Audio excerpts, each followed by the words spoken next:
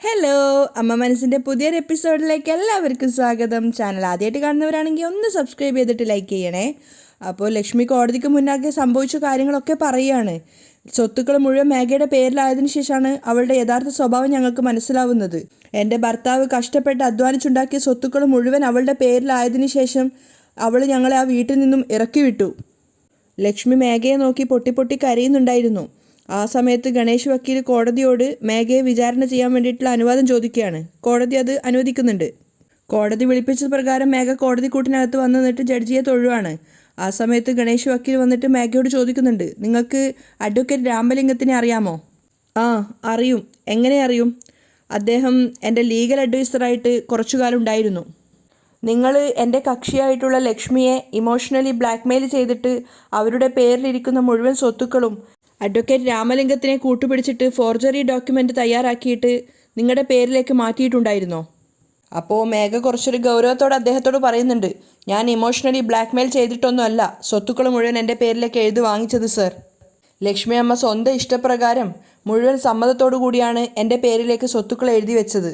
കോടതിയെ നോക്കിക്കൊണ്ടാണ് മേഘ പറയുന്നത്. അത് കേട്ടതും ലക്ഷ്മി ഇങ്ങനെ ഞെട്ടിയിട്ട് നിൽക്കുകയാണ്. മേഘയുടെ ആ ഒരു കോൺഫിഡൻസോട് കൂടിയുള്ള സംസാരം കേട്ടപ്പോൾ മഹേന്ദ്രനും സിദ്ധാർത്ഥും ചന്ദ്രികയും ഒക്കെ ഇങ്ങനെ മേഘയെ തന്നെ ഷോക്കായിട്ട് നോക്കി നിൽക്കുകയാണ്. അപ്പം മേഘ കോടതിയോട് പറയുന്നുണ്ട്, ഇപ്പോൾ ലക്ഷ്മി അമ്മ മാറ്റി പറയുന്നതാണ്, അതല്ല സത്യം എന്നുള്ള അർത്ഥത്തിൽ ലക്ഷ്മി ഇങ്ങനെ തലയാട്ടുന്നുണ്ടായിരുന്നു. അപ്പോൾ കോടതിയോട് മേഘ പറയുന്നുണ്ട്, ഇപ്പോൾ അനാവശ്യമായിട്ട് എൻ്റെ പേരിൽ ഇല്ലാത്ത ആരോപണങ്ങൾ ഉണ്ടാക്കുകയാണ് സർ. അപ്പോൾ ഗണേഷ് വക്കീൽ കോടതിയോട് പറയുന്നുണ്ട്, മേഘ പറയുന്നതൊക്കെ ശുദ്ധമായ കള്ളത്തരാണ് സർ. മേഘ എൻ്റെ കക്ഷിയായിട്ടുള്ള ലക്ഷ്മി മഹേന്ദ്രനെ ഇമോഷണലായിട്ട് ബ്ലാക്ക്മെയിൽ ചെയ്തു എന്നുള്ളത് സത്യമാണ്. മേഘ തൻ്റെ ലീഗൽ അഡ്വൈസറായിട്ടുള്ള രാമലിംഗത്തിൻ്റെ സഹായത്തോടെ ഫോർജറി ഡോക്യുമെൻറ്റ്സ് തയ്യാറാക്കി ലക്ഷ്മി മഹേന്ദ്രൻ്റെ പേരിലിരിക്കുന്ന സ്വത്തുക്കൾ മുഴുവൻ അവരുടെ പേരിലേക്ക് മാറ്റി എന്നുള്ളത് സത്യമാണ്. ഈ കുറ്റത്തിന് മേഘയ്ക്കൊപ്പം കൂട്ടുനിന്ന അവരുടെ ലീഗൽ അഡ്വൈസറായിട്ടുള്ള രാമലിംഗം അദ്ദേഹത്തിൻ്റെ തെറ്റുകൾ മനസ്സിലാക്കിയിട്ട് കോടതി മുമ്പാകെ സത്യം ബോധ്യപ്പെടുത്താൻ തയ്യാറാണ് സർ.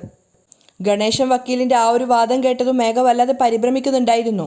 അപ്പോൾ അദ്ദേഹം കോടതിയോട് പറയുന്നുണ്ട്, ആ ഒരു മൊഴി കേൾക്കാൻ വേണ്ടിയിട്ട് രാമലിംഗത്തിൻ്റെ മൊഴി കേൾക്കാൻ വേണ്ടി കോടതി തയ്യാറാവണമെന്ന് ഞാൻ വിനീതമായി അഭ്യർത്ഥിക്കുകയാണ്. ആ സമയത്ത് കോടതി രാമലിംഗത്തോട് വരാൻ പറയാണ്.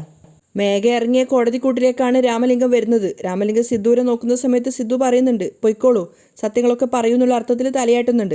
അങ്ങനെ സിദ്ധുവിനെ നോക്കിക്കൊണ്ടാണ് രാമലിംഗം കോടതിക്കൂട്ടിലേക്ക് വരുന്നത്. ആ കോടതിക്കൂട്ടിൽ നിന്ന് ഇറങ്ങുന്ന മേഘ അയാളെ തന്നെ സൂക്ഷിച്ച് തറപ്പിച്ച് നോക്കുകയാണ്. അയാളും അല്പനേരം മേഘയെ നോക്കിയിട്ടാണ് അതിനകത്തേക്ക് കയറിയത്. തന്നെ ചതിച്ചാലുണ്ടാകുന്ന ഭവിഷ്യത്തുകൾ എന്തൊക്കെയാണെന്ന് അറിയാമോ എന്നൊരർത്ഥം പോലും മേഘയുടെ നോട്ടത്തിനുണ്ടായിരുന്നു. കോടതിക്കൂട്ടിനകത്തേക്ക് കയറിയതിനു ശേഷം അയാൾ കോടതിയെ അഭിവാദ്യം ചെയ്യാണ്. കോടതി നേരിട്ടാണ് രാമലിംഗത്തോട് ചോദിക്കുന്നത്, രാമലിംഗം, ലക്ഷ്മി അമ്മയ്ക്ക് അറിയാതെ ഫോർജറി ഡോക്യുമെൻ്റ് ഉണ്ടാക്കിയിട്ട് സ്വത്തുക്കൾ മുഴുവൻ മേഘയുടെ പേരിലേക്ക് മാറ്റാൻ സഹായിച്ചത് നിങ്ങളാണോ? ആ ഒരു കാര്യം സത്യമാണോ? അപ്പോൾ അയാൾ സിദ്ധാർത്ഥിനെയും ചന്ദ്രികയെയും മഹേന്ദ്രനെയും അതുപോലെ മേഘയെയും മനോഹരനെയും ലക്ഷ്മിയെയും ഒക്കെ മാറി മാറി നോക്കുന്നുണ്ടായിരുന്നു. പക്ഷെ മറുപടി ഒന്നും പറയുന്നില്ല. അതിനുശേഷം അയാൾ കോടതിയെ നോക്കുന്ന സമയത്ത് ജഡ്ജി പറയുന്നുണ്ട്, രാമലിംഗം, നിങ്ങളിപ്പോൾ പറയുന്ന മൊഴിയെ അടിസ്ഥാനപ്പെടുത്തിയാണ് മേഘ കുറ്റവാളിയാണോ അല്ലയോ എന്ന് ഈ കോടതിക്ക് തീരുമാനമെടുക്കാൻ സാധിക്കുകയുള്ളൂ. അപ്പോഴും രാമലിംഗം തിരിച്ചൊന്നും പറയാതെ കുറച്ചുനേരം ഗണേശൻ വക്കീലിനെയും അത് കഴിഞ്ഞൊരു ഭയത്തോടെ മേഘയെ നോക്കുന്നുണ്ടായിരുന്നു. എല്ലാവരും അയാളുടെ ആ ഒരു ഉത്തരത്തിന് വേണ്ടിയിട്ടാണ് കാത്തു നിൽക്കുന്നത്. ആ സമയത്ത് ഗണേശൻ വക്കീൽ പറയുന്നുണ്ട്, രാമലിംഗം, ഒന്നുകൊണ്ടും ഭയപ്പെടേണ്ട. മേഘയാണ് ഫോർജറി ഡോക്യുമെൻ്റ് ഉണ്ടാക്കിയിട്ട് ലക്ഷ്മി അമ്മയുടെ പേരിലിരിക്കുന്ന സ്വത്തുക്കൾ മുഴുവൻ അവളുടെ പേരിലേക്ക് മാറ്റി എഴുതിച്ചതെന്നുള്ള സത്യം നിങ്ങൾ ഈ കോടതിക്ക് മുമ്പാകെ പറയാം. അതയാൾ പറഞ്ഞതും മേഘയുടെ അഡ്വക്കേറ്റ് വേഗം ചാടി എഴുന്നേൽക്കുകയാണ്. Objection your honour. അദ്ദേഹത്തിന് മറുപടി പറയാനുള്ള സമയം പോലും കൊടുക്കാതെ തൻ്റെ കക്ഷിക്ക് അനുകൂലമായിട്ടുള്ള മൊഴി കൊടുക്കണമെന്ന് പറഞ്ഞ് ഗണേശൻ വക്കീൽ അദ്ദേഹത്തെ പ്രകോപിപ്പിക്കുകയാണ്. അപ്പോൾ തന്നെ ഗണേശൻ വക്കീൽ കോടതിയോട് പറയുന്നുണ്ട്, ഞാൻ അദ്ദേഹത്തെ നിർബന്ധിക്കുകയല്ല യുവർ ഓണർ. സത്യം എന്താണെന്നുള്ളത് കോടതിക്ക് മുന്നാലെ ഭയമില്ലാതെ പറഞ്ഞോളൂ എന്ന് ഞാൻ അദ്ദേഹത്തിന് കോൺഫിഡൻസ് കൊടുക്കുകയായിരുന്നു. കോടതി മേഘയുടെ വക്കീലിനോട് അവിടെ ഇരിക്കാൻ പറയാണ്. ആ സമയത്ത് ഗണേശൻ വക്കീൽ രാമലിംഗത്തോട് പറയുന്നുണ്ട്, നിങ്ങൾ പറഞ്ഞോളൂ രാമലിംഗം, ഈ സമൂഹത്തിൽ അത്യാവശ്യം നിലയും വിലയുണ്ടായിരുന്ന ഒരു വ്യക്തിയാണ് മിസ്റ്റർ മഹേന്ദ്രൻ. പക്ഷെ അന്ന് നിങ്ങൾ മേഘയെ സഹായിച്ച ആ ഒരു ഡോക്യുമെൻ്റ് പ്രകാരം ഇന്ന് അദ്ദേഹം നടു റോഡിൽ നിൽക്കേണ്ട ഒരു ഗതികേടിലാണുള്ളത്. എല്ലാവരും സങ്കടത്തോടെയാണ് നിൽക്കുന്നത്. മഹേന്ദ്രനും ലക്ഷ്മിയും ചന്ദ്രികയും സിദ്ധാർത്ഥവും ഒക്കെ. മേഘയും തലതാഴ്ത്തി നിൽക്കുകയാണ്. അപ്പോൾ അഡ്വക്കേറ്റ് പറയുന്നുണ്ട്, അതിന് നിങ്ങളൊരു കാരണമല്ലേ? എൻ്റെ കക്ഷിയായിട്ടുള്ള ലക്ഷ്മി മഹേന്ദ്രനെ ഇമോഷണലി ബ്ലാക്ക്മെയിൽ ചെയ്തിട്ട് അവരുടെ പേരിലിരിക്കുന്ന സ്വത്തുക്കളൊക്കെ മേഘ അവളുടെ പേരിൽ എഴുതി വെച്ചു എന്നുള്ളത് സത്യമല്ലേ? രാമലിംഗം മറുപടി ഒന്നും പറയാതെ തലതാഴ്ത്തി നിൽക്കുകയാണ്. അപ്പോൾ ഗണേശൻ വക്കീൽ വീണ്ടും ചോദിക്കുന്നുണ്ട്, അതിന് നിങ്ങളും കൂട്ടുനിന്നു എന്നുള്ളത് സത്യമല്ലേ? അയാൾ ആ കോടതിയിൽ ഇരിക്കുന്ന എല്ലാവരെയും മാറി മാറി നോക്കിയിട്ടുണ്ടായിരുന്നു. അവസാനം മേഘയുടെ മുഖത്ത് നോക്കിയതിനു ശേഷം ഗണേശൻ വക്കീലിനോടും കോടതിയോടുമായിട്ട് പറയുകയാണ്, ഇല്ല, ശരിക്ക് പറഞ്ഞാൽ മേഘ തന്നെ അതിശയിച്ച് പോയിട്ടുണ്ടായിരുന്നു. അവൾ വക്കീലിൻ്റെ മുഖത്തേക്ക് നോക്കുകയാണ്. അപ്പോൾ വക്കീൽ കോടതിയോട് പറയുന്നുണ്ട്, മേഘ മാഡം ഇമോഷണലായിട്ട് ആരെയും ബ്ലാക്ക്മെയിൽ ചെയ്തിട്ടില്ല. രാമലിംഗത്തിൻ്റെ ആ ഒരു ഉത്തരം കേട്ടപ്പോൾ ആദ്യം തന്നെ പതറിപ്പോയത് ലക്ഷ്മിയായിരുന്നു. പിന്നാലെ മഹേന്ദ്രനും സിദ്ധുവും ചന്ദ്രികയും ഒക്കെ ഞെട്ടിത്തരിച്ച് നിൽക്കുകയാണ്. മേഘയും മനോഹരനുമാണെങ്കിൽ പ്രതീക്ഷിക്കാതെ ഗോളടിച്ചൊരു സന്തോഷത്തിലാണ് ഉണ്ടായിരുന്നത്. സിദ്ധാർത്ഥിന് വല്ലാത്ത ദേഷ്യം വരുന്നുണ്ടായിരുന്നു. കോടതി രാമലിംഗത്തിൻ്റെ മൊഴി എഴുതി വെക്കുന്നുണ്ടായിരുന്നു. ആ സമയത്ത് രാമലിംഗം ഗണേശൻ വക്കീലിനോട് പറയുന്നുണ്ട്, ഞാനും ആർക്കും വേണ്ടിയിട്ട് ഫോർജറി ഡോക്യുമെൻ്റ് തയ്യാറാക്കി കൊടുത്തിട്ടില്ല. ലക്ഷ്മി ശരിക്കും തകർന്നു പോയിട്ടുണ്ടായിരുന്നു. കാരണം അവസാനത്തെ പ്രതീക്ഷ അയാൾ കോടതി മുന്നാകെ സത്യം പറയും എന്നുള്ളത് മാത്രമായിരുന്നു. അപ്പോൾ വീണ്ടും സ്വത്തുക്കളൊക്കെ നഷ്ടപ്പെടുകയാണോ എന്നൊക്കെയുള്ളൊരു ഭയം അവരെ വല്ലാതെ വേദനിപ്പിക്കുന്നുണ്ടായിരുന്നു. ചന്ദ്രികയും അച്ഛനെ നോക്കുന്ന സമയത്ത് മഹേന്ദ്രനും തകർന്ന അവസ്ഥയിലാണ്. മനോഹരനും മേഘയുടെ വക്കീലും ഒക്കെ വല്ലാത്ത സന്തോഷത്തിലാണ് ഉണ്ടായിരുന്നത്. കാരണം ഒരിക്കലും രാമലിംഗം അങ്ങനെ ഒരു മൊഴി കൊടുക്കുന്ന അവർ വിശ്വസിച്ചിട്ടുണ്ടായിരുന്നില്ല. ലക്ഷ്മി കേട്ടത് വിശ്വസിക്കാനാവാതെ ഇങ്ങനെ കരഞ്ഞുകൊണ്ട് നിൽക്കുകയാണ്. അപ്പോൾ ഗണേശൻ വക്കീൽ ചോദിക്കുന്നുണ്ട്, രാമലിംഗം, എന്തിനാ നിങ്ങളിപ്പോൾ ഇങ്ങനെ കള്ളം പറയുന്നത്? ഗണേശൻ വക്കീലിന് പോലും വല്ലാത്ത ദേഷ്യം വന്നിട്ടുണ്ടായിരുന്നു. അപ്പോൾ കോടതി ഗണേശൻ വക്കീലിനോട് പറയുന്നുണ്ട്, ഗണേഷ്, അയാളെ സംസാരിക്കാൻ അനുവദിക്കൂ, നിങ്ങൾ നിങ്ങളുടെ സീറ്റിൽ പോയി ഇരിക്കൂ. കോടതി പറഞ്ഞതുകൊണ്ട് ഗണേശൻ വക്കീൽ പോയി അയാളുടെ സീറ്റിലിരിക്കുകയാണ്. അപ്പോൾ കോടതി രാമലിംഗത്തോട് പറയുന്നുണ്ട്, നിങ്ങൾക്ക് പറയാനുള്ളത് പറയൂ. അപ്പോൾ കോടതിയോടായിട്ട് രാമലിംഗം പറയാണ്, സർ, മേഘ മാഡം അവർക്ക് അവകാശപ്പെട്ട സ്വത്തുക്കൾ മാത്രമാണ് ചോദിച്ചത്. പക്ഷേ ലക്ഷ്മി മാഡം അവരുടെ സ്വന്തം ഇഷ്ടപ്രകാരം മുഴുവൻ സമ്മതത്തോടും കൂടി അവരുടെ എല്ലാ സ്വത്തുക്കളും മേഘ മാഡത്തിൻ്റെ പേരിലേക്ക് എഴുതി വെച്ചതാണ് സർ. അയാൾ അങ്ങനെ ഒരു കള്ളത്തെ സത്യാക്കി പറയുന്നത് കേട്ടപ്പോൾ ലക്ഷ്മി നെഞ്ചത്ത് കൈവച്ച് പോവുകയാണ്. അതേ അവസ്ഥയിൽ തന്നെയാണ് മഹേന്ദ്രനും സിദ്ധുവും ചന്ദ്രികയും ഒക്കെ ഉണ്ടായിരുന്നത്. മേഘ ശരിക്കും ഒരു വിജയുടെ ഭാവത്തിൽ മനോഹരനെയും അതുപോലെ അവരുടെ വക്കീലിനെയും നോക്കുന്ന സമയത്ത് അവർ രണ്ടുപേരും പുഞ്ചിരിക്കുകയാണ്. ഗണേശൻ വക്കീലാണെങ്കിൽ എല്ലാ അർത്ഥത്തിലും കേസ് തോറ്റു എന്നുള്ളൊരവസ്ഥയിൽ എത്തിയിട്ടുണ്ടായിരുന്നു. കോടതി ഓരോരോ പോയിന്റ്സ് എഴുതുന്ന സമയത്ത് രാമലിംഗം പറയുന്നുണ്ട്, സബ് രജിസ്ട്രാർ ഓഫീസിൽ വെച്ച് നടന്ന കാര്യങ്ങളുടെ CCTV ഫുട്ടേജ് ഇതിനകത്തുണ്ട് സർ എന്ന് പറഞ്ഞുകൊണ്ടൊരു പെൻഡ്രൈവ് കാണിക്കുകയാണ്. അതിനുശേഷം അയാൾ പറയുന്നുണ്ട്, ഇത് കണ്ടു കഴിഞ്ഞാൽ ലക്ഷ്മി അമ്മ ആരുടെയും ഒരു പ്രകോപനവും ഒരു നിർബന്ധവും ഇല്ലാതെ സ്വന്തം ഇഷ്ടപ്രകാരമാണ് സ്വത്തുക്കൾ മുഴുവൻ മേഘ മാഡത്തിന് എഴുതി കൊടുത്തതെന്നുള്ളത് കോടതിക്ക് തന്നെ ബോധ്യമാകും. രാമലിംഗം കൊടുത്ത ആ ഒരു പെൻഡ്രൈവ് വാങ്ങിച്ചതിന് ശേഷം കോടതി ഗുമസ്തനോട് പറയാണ് ഈ CCTV ഫുട്ടേജ് ഉള്ളത് പ്ലേ ചെയ്യാൻ വേണ്ടിയിട്ട്. കോടതി മുമ്പാകെ ആ വിഷ്വൽ എല്ലാവരും കാണുന്നുണ്ടായിരുന്നു. ആ ഒരു വിഷ്വൽ കണ്ടാൽ തന്നെ മനസ്സിലാവും ലക്ഷ്മി ആരുടെയും നിർബന്ധമില്ലാതെ സ്വന്തം ഇഷ്ടപ്രകാരമാണ് മേഘയ്ക്ക് സ്വത്തുക്കളൊക്കെ എഴുതി കൊടുക്കുന്നതെന്ന്. കാരണം മേഘ ഒന്നും നിർബന്ധിക്കുകയോ ഒന്നും പറയുന്നുണ്ടായിരുന്നില്ല. ലക്ഷ്മി തന്നെ സ്വമേധയാ അതിൽ ഒപ്പിടുകയായിരുന്നു. മേഘ എല്ലാ അർത്ഥത്തിലും വിജയിച്ചൊരു ഭാവത്തോടെ ചിരിച്ചുകൊണ്ട് നിൽക്കുകയാണ്. ചന്ദ്രികയ്ക്കും സിദ്ധാർത്ഥിനും ഒക്കെ തങ്ങളുടെ തോൽവി മനസ്സിലായിട്ടുണ്ടായിരുന്നു. കാരണം ആ ഒരു CCTV ഫുട്ടേജ് കാണുന്ന ആർക്കും മനസ്സിലാവും ലക്ഷ്മി സ്വമേധയാ സ്വന്തം ഇഷ്ടപ്രകാരം ചെയ്യുന്ന ഒരു കാര്യമാണിതെന്ന്. കോടതിയാണെങ്കിലും അതിലുള്ള പ്രധാന പോയിന്റ്സ് ഒക്കെ നോട്ട് ചെയ്ത് വെക്കുന്നുണ്ടായിരുന്നു. ആ സമയത്ത് ലക്ഷ്മി കരഞ്ഞുകൊണ്ട് മഹേന്ദ്രനെ നോക്കിയിട്ട് തനിക്ക് അബദ്ധം പറ്റിയെന്നുള്ള അർത്ഥത്തിൽ തലയാട്ടുകയാണ്. മഹേന്ദ്രനും അദ്ദേഹത്തിൻ്റെ വക്കീലായിട്ടുള്ള ഗണേശൻ വക്കീലും ഒക്കെ ഏകദേശം തോൽവി ഉറപ്പിച്ചൊരവസ്ഥയിലാണ്. പക്ഷേ മേഘയും അവളുടെ അഡ്വക്കേറ്റും ശരിക്കും ഒരു വിജയിച്ച ഭാവത്തിൽ തന്നെയാണ് നിൽക്കുന്നത്. ആ ഒരു ഫുട്ടേജ് ഫുൾ കണ്ടതിന് ശേഷം കോടതി ലക്ഷ്മിയോട് ചോദിക്കുന്നുണ്ട്, മാഡം, നിങ്ങളല്ലേ പറഞ്ഞത് നിങ്ങളെ ഇമോഷണലി ബ്ലാക്ക്മെയിൽ ചെയ്തിട്ടാണ് മേഘ സ്വത്തുക്കൾ മുഴുവൻ നിങ്ങളുടെ പേരിൽ നിന്നും എഴുതി വാങ്ങിച്ചതെന്ന്? അതെ, ലക്ഷ്മി പറയുന്നുണ്ട്. അപ്പോൾ കോടതി ചോദിക്കുകയാണ്, പക്ഷേ ആ CCTV ഫുട്ടേജ് കണ്ട അങ്ങനെയൊന്നും തോന്നുന്നില്ലല്ലോ മാഡം. ലക്ഷ്മി കരഞ്ഞുകൊണ്ട് കോടതിയെ നോക്കുന്ന സമയത്ത് ഗണേശൻ വക്കീൽ കോടതിയോട് അനുവാദം ചോദിക്കുന്നുണ്ട്. പക്ഷേ കോടതി അദ്ദേഹത്തിന് സംസാരിക്കാൻ അനുവദിക്കുന്നില്ല. അപ്പോൾ കോടതി ലക്ഷ്മിയോട് ചോദിക്കുന്നുണ്ട്, ലക്ഷ്മി മാഡം, നിങ്ങൾ ഒരുവിധ പ്രകോപനവും ഇല്ലാതെയാണല്ലോ ആ ഡോക്യുമെൻ്റിൽ സൈൻ ചെയ്യുന്നത്. അതുമാത്രമല്ല, നിങ്ങളുടെ അനുവാദം ഇല്ലാതെ നിങ്ങളുടെ മുഴുവൻ സ്വത്തുക്കളും മേഘയുടെ പേരിലേക്ക് എഴുതി വെക്കാൻ അഡ്വക്കേറ്റ് രാമലിംഗം ഫോർജറി ഡോക്യുമെൻ്റ് ഉണ്ടാക്കി എന്നുള്ളത് സത്യമല്ലെന്നുള്ള കാര്യം അദ്ദേഹം തന്നെ ഈ കോടതിയിൽ വന്ന് മൊഴി നൽകിയിരിക്കുകയാണ്. ലക്ഷ്മി സങ്കടത്തോടെയും നിരാശയോടെയും രാമലിംഗത്തെ നോക്കുകയാണ്. അപ്പോൾ കോടതി പറയുന്നുണ്ട്, ഒരു നിർബന്ധവും ആരുടെയും ഒരു വാക്കോ ഒന്നുമില്ലാതെയാണ് നിങ്ങൾ മേഘയുടെ പേരിലേക്ക് സ്വത്തുക്കൾ എഴുതി കൊടുത്തിരിക്കുന്നത്. തീർച്ചയായും ഈ നീതിപീഠത്തിന് അത് കാണാതിരിക്കാനാവില്ല. അത് കേട്ട സമയത്ത് തന്നെ താൻ ഈ കേസ് വിജയിച്ചു എന്നുള്ളത് മേഘയ്ക്ക് മനസ്സിലാവുകയാണ്. അവൾ മനോഹരനെ നോക്കുമ്പോൾ അയാളും പുഞ്ചിരിക്കുന്നുണ്ട്. എല്ലാവരും നിരാശയോടെ നിൽക്കുന്ന സമയത്ത് സിദ്ധാർത്ഥ് കോടതിക്ക് നേരെ എഴുന്നേറ്റ് നിന്നുകൊണ്ട് ബഹുമാനപ്പെട്ട കോടതിയെ വിളിക്കുകയാണ്. എല്ലാവരും അവനെ നോക്കിയ സമയത്ത് അവൻ കോടതിയോടായിട്ട് പറയാണ്, സോറി ഫോർ ദി ഇൻ്ററപ്ഷൻ. അവൻ കോടതിക്ക് മുന്നിലായിട്ട് പോയിട്ട് നിന്ന് പറയുകയാണ്, അഡ്വക്കേറ്റ് രാമലിംഗം കള്ളം പറയുകയാണ് സർ. അന്നത്തെ ദിവസം ലക്ഷ്മി അമ്മായിയെ കള്ളം പറഞ്ഞ് ഇമോഷണലി ബ്ലാക്ക്മെയിൽ ചെയ്തിട്ടാണ് ഈ സ്വത്തുക്കൾ മുഴുവൻ അവരുടെ പേരിലേക്ക് അവർ മാറ്റിയത്.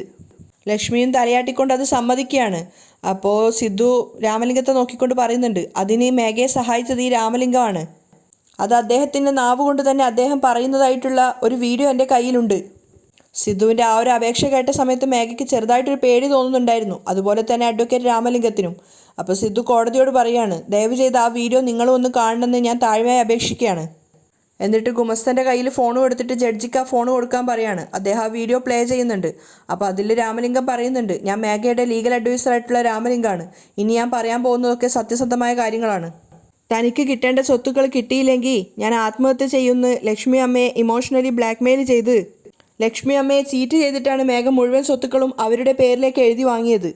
ഞാൻ ചെയ്തത് വലിയൊരു തെറ്റാണെന്ന് മനസ്സിലാക്കിയിട്ടാണ് ഞാനിപ്പോൾ സറണ്ടർ ആവാൻ തീരുമാനിച്ചത്. ആ വീഡിയോ കാണുന്നതിനിടയ്ക്ക് കോടതി വീണ്ടും വീണ്ടും രാമലിംഗത്തെ നോക്കുന്നുണ്ട്. അതിനുശേഷം സിദ്ധുവിൻ്റെ ഫോൺ തിരിച്ചു കൊടുക്കുകയാണ്. അതിനുശേഷം രാമലിംഗത്തോട് ചോദിക്കുന്നുണ്ട്, മിസ്റ്റർ രാമലിംഗം, ഇതിലിപ്പോൾ നിങ്ങൾ സംസാരിച്ചതൊക്കെ സത്യമാണോ? ഒട്ടും ആലോചിക്കാതെ രാമലിംഗം പറയുന്നുണ്ട്, ഇല്ല സർ, സിദ്ധാർത്ഥ് എന്നെ അടിച്ച് ഭീഷണിപ്പെടുത്തിയിട്ടാണ് ഇങ്ങനെയൊക്കെ പറയിപ്പിച്ചത്. അതുകൊണ്ടാണ് ഞാൻ ഇങ്ങനെയൊക്കെ പറഞ്ഞു കൊടുത്തത്. വീണ്ടും വീണ്ടും അയാൾ കള്ളങ്ങൾ പറഞ്ഞുകൊണ്ടേ ഇരിക്കുകയാണ്. സിദ്ധു അടക്കം എല്ലാവരും ഞെട്ടി നിൽക്കുകയാണ്. കാരണം അയാൾ ഇങ്ങനെ ഒരു ചതി ചെയ്യുമെന്നുള്ളത് അവരാരും വിശ്വസിച്ചിട്ട് പോലും ഉണ്ടായിരുന്നില്ല. കോടതിയാണെങ്കിൽ രാമലിംഗത്തിൻ്റെ മൊഴിക്കായിരുന്നു പ്രാധാന്യം കൊടുത്തിരുന്നത്. അപ്പോൾ സിദ്ധു സങ്കടത്തോടെ കോടതിയോട് പറയുന്നുണ്ട്, സർ അങ്ങനെയല്ല സർ, അദ്ദേഹം കള്ളം പറയുകയാണ്. അദ്ദേഹം പറയുന്നത് മുഴുവൻ കള്ളാണ്. ഇന്നലെ അദ്ദേഹം സത്യസന്ധമായിട്ടാണ് കാര്യങ്ങളൊക്കെ പറഞ്ഞത്, പക്ഷെ ഇന്ന് അദ്ദേഹം മൊഴി മാറ്റി പറയുകയാണ്. അപ്പോൾ കോടതി സിദ്ധുവിനോട് ചോദിക്കുന്നുണ്ട്, ഈ ഒരു വീഡിയോ എടുക്കുന്ന സമയത്ത് നിങ്ങളുടെ കൂടെ മറ്റാരെങ്കിലും ഉണ്ടായിരുന്നോ? ഇല്ല സർ, ഞാനും അദ്ദേഹവും മാത്രമേ ഉണ്ടായിട്ടുള്ളൂ. അങ്ങനെയാണെങ്കിൽ ഈ ഒരു വീഡിയോ ഞങ്ങൾക്ക് എവിഡൻസ് ആയിട്ട് എടുക്കാൻ സാധിക്കില്ല. കോടതിയുടെ ആ ഒരു തീരുമാനം കേട്ടതും സിദ്ധുവും ലക്ഷ്മിയും ചന്ദ്രികയും മഹേന്ദ്രനും ഒക്കെ ഞെട്ടിയിട്ടുണ്ടായിരുന്നു. അപ്പോൾ കോടതി പറയുന്നുണ്ട്, നിങ്ങൾക്ക് വേണമെങ്കിൽ ഒരുപക്ഷെ ഭീഷണിപ്പെടുത്തിയിട്ടും രാമലിംഗത്തെ കൊണ്ട് ഇങ്ങനെയൊക്കെ പറയിക്കാമല്ലോ. സിദ്ധു വല്ലാത്ത സങ്കടത്തിലും നിരാശയിലായിട്ടുണ്ടായിരുന്നു. അപ്പോൾ കോടതി തൻ്റെ തീരുമാനം പറയുകയാണ്. ഇതിന് ശേഷവും ഈ ഒരു വീട്ടുകാര്യത്തിനെക്കുറിച്ച് സംസാരിച്ചിട്ട് കോടതിയുടെ വിലപ്പെട്ട സമയം കളയാൻ ഞാൻ ആഗ്രഹിക്കുന്നില്ല. ലക്ഷ്മി വല്ലാത്ത സങ്കടത്തോടെ കോടതിയെ നോക്കുന്ന സമയത്ത് കോടതി പറയുന്നുണ്ട്, ലക്ഷ്മി മാഡം, നിങ്ങൾ സ്വന്തം ഇഷ്ടപ്രകാരമാണ് നിങ്ങളുടെ സ്വത്തുക്കളൊക്കെ മേഘയുടെ പേരിലേക്ക് എഴുതി കൊടുത്തത്. എന്നിട്ട് ഇപ്പോൾ നിങ്ങളുടെ കുടുംബത്തിനകത്തുണ്ടായ എന്തൊക്കെയോ ചില പൊട്ടിത്തെറികളും വഴക്കുകളും കാരണം മേഘയുടെ അടുത്തു നിന്നും ഈ സ്വത്തുക്കളൊക്കെ നിങ്ങൾ തിരിച്ചു ചോദിക്കുകയാണ്. മേഘ അവളുടെ സ്വന്തം ഇഷ്ടപ്രകാരം താല്പര്യത്തോടെ ആ സ്വത്തുക്കൾ നിങ്ങൾക്ക് തിരിച്ചു തരികയാണെങ്കിൽ നിങ്ങൾക്കത് വാങ്ങിക്കാം. അല്ലാത്ത പക്ഷം നിങ്ങൾക്ക് മേഘയുടെ സ്വത്തിൻ്റെ മേൽ ഒരവകാശവും ഇല്ല. ലക്ഷ്മി ശരിക്കും തകർന്നു പോയൊരു വിധി തന്നെയായിരുന്നു കോടതിയുടെ വിധി. അതിനേക്കാളേറെ മഹേന്ദ്രനും ചന്ദ്രികയും ഒക്കെ. ഇനി അത് മേഘയുടെ സ്വത്താണ്. മേഘ ചിരിച്ചുകൊണ്ട് വിജയിച്ച ഭാവത്തിൽ ലക്ഷ്മിയെയും മഹേന്ദ്രനെയും ഒക്കെ നോക്കുകയാണ്. ആ കൂട്ടത്തിൽ മനോഹരനെ നോക്കുന്ന സമയത്ത് അയാൾ സന്തോഷം കൊണ്ട് കൈമുട്ടുന്നുണ്ടായിരുന്നു. മാത്രമല്ല ഗണേശൻ വക്കീലാണെങ്കിൽ കേസ് തോറ്റൊരു നിരാശയിലാണ്. മേഘയ്ക്ക് നിങ്ങൾ എഴുതി കൊടുത്ത സ്വത്ത് അവൾക്ക് വിൽക്കാനും മറ്റുള്ളവർക്ക് വേണ്ടി കൈമാറ്റം ചെയ്യാനും വിക്രയം നടത്താനും അവൾക്ക് എല്ലാ യോഗ്യതയും അർഹതയും അവകാശവും ഉണ്ട്. കോടതിയുടെ വിധി കേൾക്കുന്ന സമയത്ത് മഹേന്ദ്രൻ്റെ കണ്ണ് നിറയാണ്. അച്ഛൻ കണ്ണുനീര് തുടക്കുന്നത് കണ്ടപ്പോൾ ചന്ദ്രിക അദ്ദേഹത്തെ ആശ്വസിപ്പിക്കുന്നുണ്ടായിരുന്നു. അപ്പോൾ കോടതി ലക്ഷ്മിയോട് പറയുന്നുണ്ട്, ഇത് നിങ്ങളുടെ കുടുംബത്തിനകത്ത് നടക്കുന്ന ഒരു പ്രശ്നമായതുകൊണ്ട് നിങ്ങൾ തന്നെ പരസ്പരം യോജിച്ച് ഇതിലൊരു തീരുമാനം എടുത്ത് പോകുന്നതായിരിക്കും നല്ലത്. അതുകൊണ്ട് ഈ വഴക്കിന് ഈ ഒരു വിധിയാണ് ഈ കോടതി എടുത്തിരിക്കുന്ന തീരുമാനം. ഈ ഒരു കാര്യത്തിൽ കോടതിയുടെ വിധി ഇതായിരുന്നെന്ന് അറിയിച്ചുകൊണ്ട് കോടതി അവിടുന്ന് പിരിയാണ്. ജഡ്ജും ഗുമസ്തനും അവിടുന്ന് പോയതിനു ശേഷം സിദ്ധാർത്ഥ് നേരെ പോയത് രാമലിംഗത്തിൻ്റെ അടുത്താണ്. അയാൾ ഒന്നും സംഭവിക്കാത്തതുപോലെ വേഗം കോടതിയിൽ നിന്ന് ഇറങ്ങി പോകാൻ ശ്രമിക്കുന്നുണ്ടായിരുന്നു. അയാളുടെ നേരെ പോയിട്ട് ഷർട്ടിന് കുത്തിപ്പിടിച്ചിട്ട് സിദ്ധു പറയുന്നുണ്ട്, ഏയ്, കോടതിയിൽ വന്നിട്ട് സത്യസന്ധമായിട്ട് മൊഴി കൊടുക്കാമെന്ന് പറഞ്ഞിട്ട് കോടതിക്ക് മുന്നാലെ നീ വീണ്ടും കള്ളത്തരം പറഞ്ഞു അല്ലേടാ എന്നൊക്കെ പറഞ്ഞിട്ട് അയാളുടെ ഷർട്ടിന് കുത്തിപ്പിടിക്കുകയാണ്. അപ്പോഴേക്കും ഗണേശൻ വക്കീലും മഹേന്ദ്രനും ലക്ഷ്മിയും ഒക്കെ വന്നിട്ട് സിദ്ധാർത്ഥിനെ തടയുന്നുണ്ടായിരുന്നു. സിദ്ധുവിൻ്റെ ദേഷ്യത്തിന് ചന്ദ്രികയ്ക്കും ലക്ഷ്മിയും ആരും പറഞ്ഞിട്ടും സിദ്ധു അനുസരിക്കുന്നില്ല. മഹേന്ദ്രൻ പറയുന്നുണ്ട്, വിട് സിദ്ധു. അതിനിടയിൽ ഗണേശൻ വക്കീൽ കയറിയിട്ട് അവരെ രണ്ടുപേരെയും തമ്മിൽ പിടിച്ചു മാറ്റുകയാണ്. സിദ്ധു, നീ എന്തൊക്കെയാണ് ചെയ്യുന്നത്? ഇത് കോടതിക്കകമാണ്. നിങ്ങൾ നോക്ക് സർ, കോടതിയിൽ വന്നിട്ട് സത്യസന്ധമായി മൊഴി കൊടുക്കാമെന്ന് പറഞ്ഞിട്ട് എന്തൊക്കെ കള്ളത്തരങ്ങളാണ് ഇവൻ വിളിച്ചു പറഞ്ഞത്. അപ്പോൾ മഹേന്ദ്രൻ ദേഷ്യത്തോടെ പറയുന്നുണ്ട് സിദ്ധുവിനോട്, സിദ്ധു കുറച്ചൊന്ന് ശാന്താവ്. എന്തിനു വേണ്ടിയിട്ടാണ് നീ ഇങ്ങനെ ഇപ്പോൾ ദേഷ്യപ്പെടുന്നത്?